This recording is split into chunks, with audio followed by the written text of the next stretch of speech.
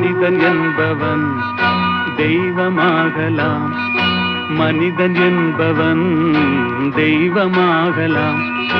வாரி வாரி வழங்கும் போது வள்ளலாகலாம், வாழை போல தன்னை தந்து தியாகியாகலாம். உருகியோடும் மெழுகு போல ஒளியை வீசலாம். மனிதன் என்பவன் தெய்வமாகலாம், தெய்வமாகலாம்.